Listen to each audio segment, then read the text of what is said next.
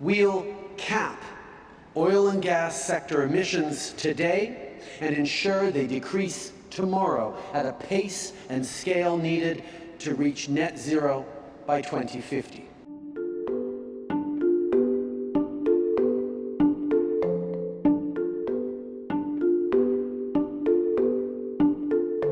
Former Prime Minister Stephen Harper said something important about the ongoing climate change meeting in Glasgow, Scotland, that the people there will never acknowledge. Reported by the Globe and Mail, Harper said politicians there, including Prime Minister Trudeau, who went earlier in the week, are acting as if they can get Canada's global greenhouse gas emissions to net zero by 2050 simply through an act of political will. And Harper's point was, no, you can't do it by political will alone. You have to have realistic, available technologies to achieve it. Now, in Canada, in 2019, when the Trudeau government set the net zero carbon emissions goal, the then Climate Minister, Catherine McKenna, said they didn't know how they were going to do it. But she said it was important to have a goal.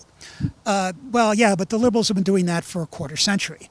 In 1997, when Jean Chrétien signed the Kyoto Accord, which was the forerunner of the Paris Climate Accord, he said he would agree to targets which he knew, and his government knew, they couldn't reach. Not surprisingly, Canada didn't reach them. Chief political aide Eddie Goldenberg admitted that a decade later.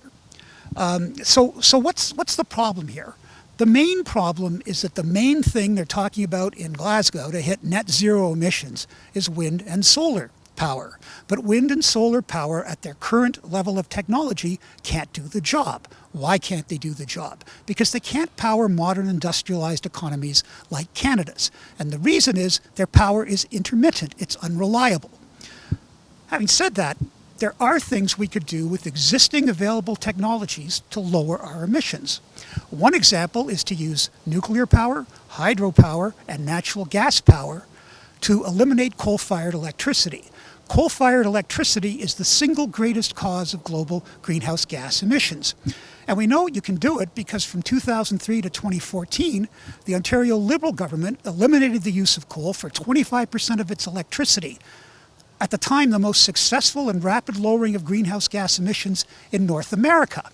But the problem is that the folks in Glasgow, they oppose nuclear power, even though the UN itself supports it and it doesn't emit greenhouse gases. They oppose natural gas power, even though it burns at half the intensity of coal.